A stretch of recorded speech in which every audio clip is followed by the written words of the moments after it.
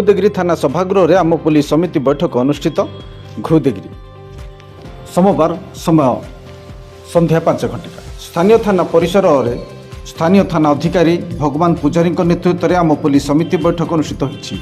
कार्यक्रम में स्थानीय ब्लॉक अध्यक्षा सुषमा प्रधान जिला परिषद सभ्या लीलिमा प्रधान उपस्थित रही बेले थाना अधिकारी उपस्थित समस्त को स्वागत करने सहित कार्यक्रम शुभारंभ करते।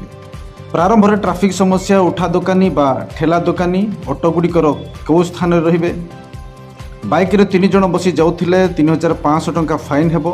मद पी गाड़ी चालना करते 10,000 फाइन विषय प्रकाश करने सहित सरकार दुर्घटना जनित मृत्यु हार कमाइवाई पदक्षेप नेउथिबा प्रकाश करथिले। हेलमेट व्यवहार उपर और जांच विषय प्रकाश करी सहर बाहर गाड़ी स्पीड चलाउथिबा स्थान मानकरे बिना यूनिफॉर्म रे पुलिस रही रेकर्डिंग करने सहित चेकिंग कराजिबो और फाइन आदाय कराजिबो बोली कहिथिले। पितामाता निजर संतान मानकु सचेतन करिवे। बाइक व्यवहार उपर जेपरि सेमाने बिना लाइसेंस हेलमेट मोबाइल रे व्यवहार होई कथा ही बाइक चलाउथिबा विषय सतर्क करिवे और ता सहित बाल्य विवाह किपरि रोका जाय पारिबो और सेमाने जेपरि नाबालिका मानक निमंते मोबाइल व्यवहार उपर अभिभावक ध्यान देबे बोली प्रकाश करथिले।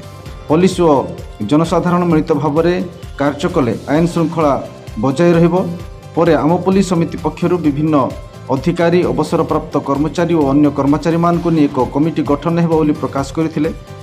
जेपरि गुणी गारेडी उपरे और बासंद उपरे आलोचना करिबो और समस्त विषय समाधान कराजिबो। साइबर ठकई उपरे कही यह एक मारात्मक ठकई बोली प्रकाश करने सहित सावधानता अवलंबन करने परामर्श देते।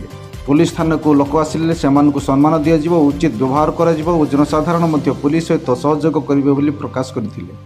निशा कारोबार उपर गुरुत्व दियाजिबो। ग्रामांचल मानकरे मध्य व्यवसाय उपर रोक लगाजिबो। निज अंचल सफा सुतरा रखिबा निमंते चेष्टा करिबा। चोरी रखिबाकू पेट्रोलिंग कड़ाकड़ी कराजिबा निमंते व्यवस्था करिबा। छक मानकरे बस ठिया हेउथिबा टर्निंग रे बस न रहिबा पई आलोचना करिबा सहित उपस्थित लोकमानकर मतामत लोड़िथिले।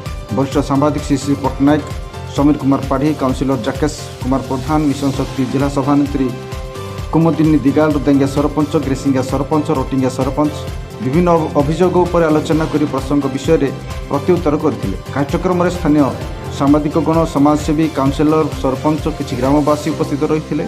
प्रति मासरे आम पुलिस समिति बैठक हेबो और विभिन्न स्थान रे हेबो बोली थाना अधिकारी कहिथिले। शेष में एसआई अनंत प्रधान धन्यवाद कार्यक्रम शेष करथिले।